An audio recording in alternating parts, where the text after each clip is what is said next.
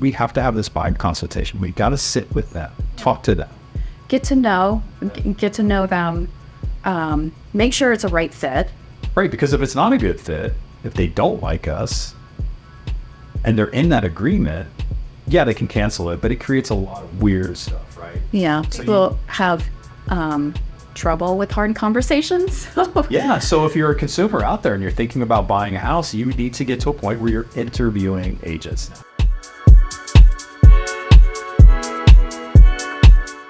All right, babe. Today we're talking about the biggest of the big news in the real estate industry. Yes. What is it? The NAR settlement. The NAR settlement. Oh so, my gosh. I know, Yeah. it's a mess. Yeah, there's a lot to get into this. Yeah, so for people that are watching and listening, the NAR settlement is the National Association of Realtors was sued along with a number of brokerages. And as a result of that lawsuit, what they have to do is decouple commissions from the MLS. And what that means is up until now, in order for your property, if you were selling a property, in order for it to be listed in the multiple listing service, it needed to have an offer of compensation to the buyer's agent. Mm-hmm. Could be anything. It could be $1, could be a flat fee, could be a percentage of the sales price. Let's bring up a little bit why this lawsuit came about. Right. About the agent saying, "Oh, I work for free." You're talking about buyer's agents. Yes. Yeah. So when a buyer's agent says that they work for free, that the buyer does not pay their agent. Yeah. That's something that we always heard in the industry, and it's not really true. Yeah, it's like, okay, first of all, who's working for free? Right. Well, what they were saying was you, as the buyer, don't have to pay me. Yeah. But at the end of the day, the commissions were coming from the seller side of the transaction. The seller was paying a commission to their agent as well as the agent that was representing the buyer, right? Came out of their proceeds. Yeah. But where do the proceeds come from? Buyer. The buyer. Buyer brings the money to the table. It's wrapped into the sales price. Correct. So the buyer, if they were paying their agent was getting, let's say, a 2.5% commission on the transaction. Let's say it was a $400,000 house, so they're getting, $9,500 or whatever it is as a commission. That came from the money that the buyer paid for the house, right? Yeah. So at the end of the day, it was sort of a wash as to who was paying who. But there were sellers that felt like they were damaged, and they sued, and they won. So what does this mean for buyers and sellers? So what it means right now is that any listing that goes into the MLS now no longer has an offer of compensation attached to it. Yeah, so before, when we would look into the MLS, we could see, okay, commission being offered is X. Correct. Right. Now there's nothing. Yeah. And so what that means in theory is that a seller could now list a home in the MLS and not offer compensation to the buyer's agent, right? Before they had to offer something. Like I said, it could be as little as $1. It had to be something. Well, so now what does that mean for today's buyers? Yeah. So there's a lot. Yeah. I mean, from your perspective, what is the challenge for today's buyers going into the market, knowing that a seller may not be offering a compensation to the buyer's agent? Well, so if a seller isn't offering compensation to the buyer's agent, and now that's being put on a buyer on top of down payment, closing costs, flood insurance, inspections, homeowners insurance, all these things, it's making the dream of buying a house, the American dream, harder to reach for a lot of people. It could be. Yeah, it could be. But what does it mean for sellers? For me, with the opportunity, if a seller has the option now to go out there and list a home without offering compensation to the buyer's agent, they're certainly within their rights to do that. Do I think they should? I don't, because I think that it's the way that makes the transaction work. Even Warren Buffett came out and said, this is the way that makes the transaction work. Buyer brings the money to the table, seller credits it back. Deal gets done. Now, if you have a buyer coming to the table and they just don't have down payment, closing costs, and money to pay their agent, they may choose to go into it unrepresented. Yeah. Then what? Lawsuit. Yep. I mean, think about, what I would do is if I was, and what we're talking to our sellers about is what we have to do, which is giving them the option. But to this point, all of our sellers have said, we're still going to offer the compensation. Yes, which is great. All of our sellers have understood, and they're like, yeah, that's the way it's always been done. Correct. So it makes the most sense to keep it that way. Yep. I would also say this isn't the market to remove a buyer compensation, because homes are not selling in record time anymore. It's not the pandemic where we only saw 5 days on market. You see a lot of sellers offering concessions and credit, like all these things, trying to move their home. And so now if you come and you want to price your home high and not offer concessions or credits, all your neighbors are going to sell except for you. So now are you saying as a seller, if you're not offering compensation to the agent that is representing the buyer, that buyer may just not even be able to buy your house? They just may pass by it and say, I can't. Yeah. Yeah. Yeah, You're right. because a lot of people buying a house are going to want their own representation. Of course. They've built trust with an agent. I don't want, like, we carry listings. Yeah. I don't want buyers coming directly to us to buy the house. I don't want them coming to us and saying, hey, I'm going to come right to you and I have an agent. You're going to give me a better deal. No. That's not how it works. And because we already signed a contract. So yes, as a listing agent, when we have a signed listing agreement, I already owe my duties to my seller. Correct. We have done a handful of transactions where we've represented both sides. I don't like it. Yeah. I don't like, the dynamic between you and the seller and you and the buyer. It's not for me, right? I'd rather just pass it off to somebody else and say, look, you deal with the buyer, take that percentage of commission. Yeah. I think the big challenge here for buyers and what buyers need to know is the documentation that they're required to now sign. Yes, that is huge. And this is something that we've already seen, like even just today, this morning, our broker shared a screenshot of somebody canceled a showing on her listing because he didn't want to sign a BBA. So what's a BBA?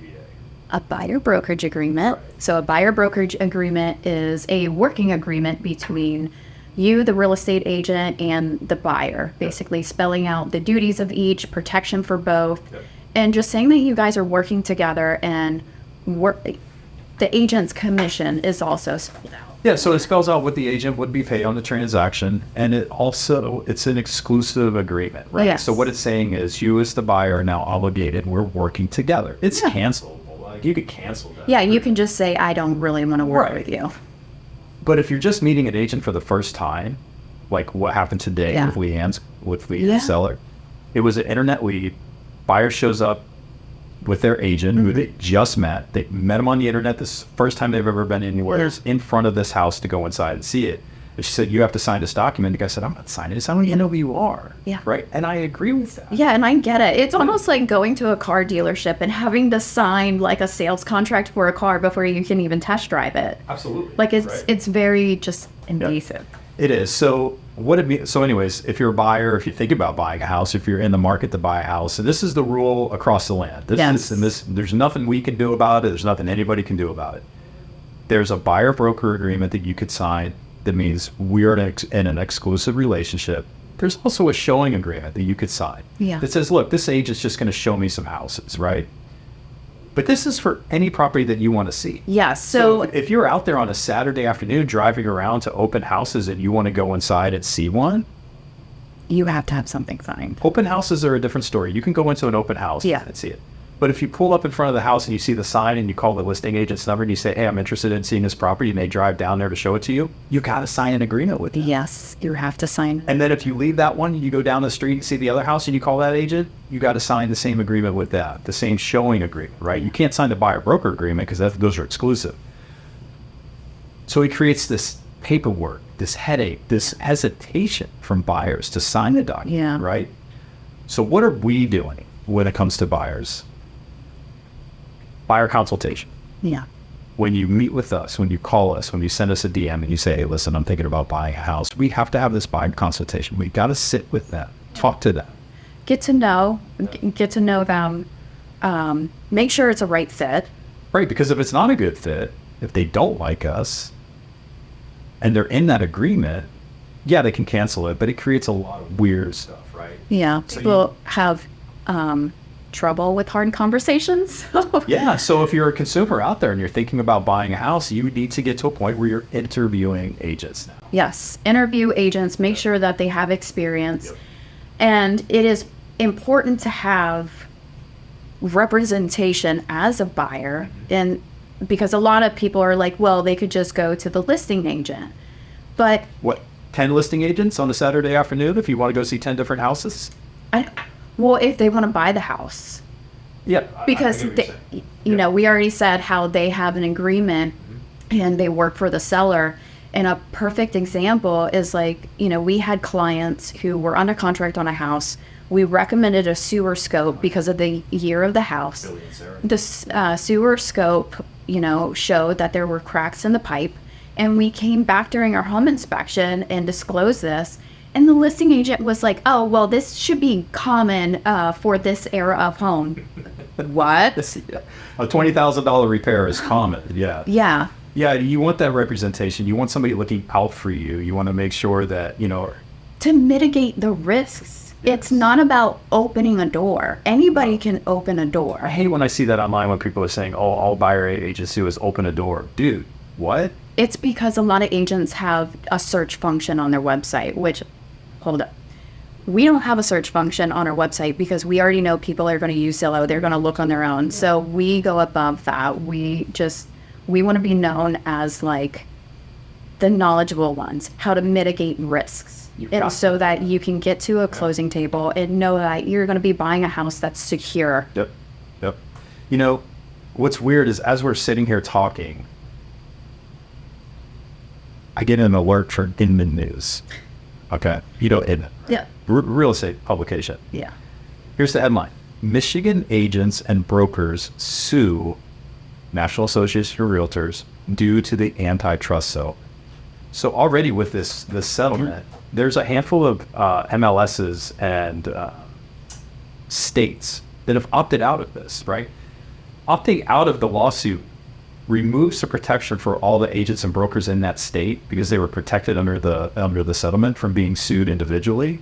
But there's a lot of states saying, no, man, we're not on board with this. Well, now there's people suing NAR. And it doesn't surprise me. It doesn't surprise me because here in the last week, you know, now that the MLS has removed commissions. Oh, it's the Wild West. Every single day. Nobody knows what you're doing. Nobody. We're getting different directions from the boards to do it this way. Or no, do it that way. It feels like we're back in COVID. And the rules are changing each day. It's individual boards, MLSs, states, brokerages, individual offices are all interpreting the law differently. Yes. They're all saying you need to do this, Yes. this. They're all providing different documents. Yeah. The state's providing documents, and the broker's coming behind it and say, here's our document. Our broker, she's great. We love Leanne. Yeah. She's doing everything she can to make sure that we all have our crap together. Yeah.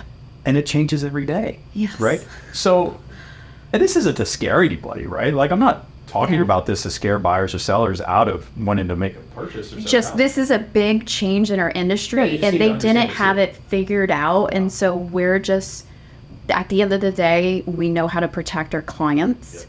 And you just need a knowledgeable agent to do that at the end of the day. Absolutely. 100%. And here, even I remember when the settlement was first announced, the president of Pinellas Realtor Organization, came to our office and he said flat out, he's like, it's going to be like the Wild West. And I think we're looking at 6 to 12 months of people kind of flubbing their way through some of the rules and the regulation. I've been figuring things out. I think we're 6 to 12 months of buyers coming into the marketplace and being very hesitant to sign that buyer broker agreement. Yes. I think we're 6 to 12 months out of sellers saying, how do I handle this as a seller? And then I think it'll all kind of figure itself out. Yeah. And then it'll just be business as normal. But I think right now it's a really, really difficult time. Yeah. And a lot of potential lawsuits that can happen too. I see sellers or buyers coming with lawsuits say, look, I went into it unrepresented. I couldn't afford representation. Yeah. Went right to the listing agent. 6 weeks after I bought the house, the roof leaked and nobody told me I should have a roof inspection or something like that, right? Totally. Yep. I get it. And I think there's sellers that are going to be out there and say, look, I want to offer a commission and you're tying my hands behind my back and not letting me put it into any advertisement, right? So anyways, all right. So that is the NAR settlement. Do you have anything else to add to that? I feel like we can rant on and on about it. But All right, guys, if you have any questions about the NAR settlement, feel free to reach out to us through Instagram. My handle is @TinaRomanik_, and Joey, your handle is? handle is @JoeyRomanik. Okay. Yeah. So follow us on Instagram, follow us on YouTube, and then hit us with DMs with any questions you guys might have. We would love to answer them, maybe on air in a podcast. Yeah, that would be exciting. That would be exciting. All right, we will catch you in the next episode.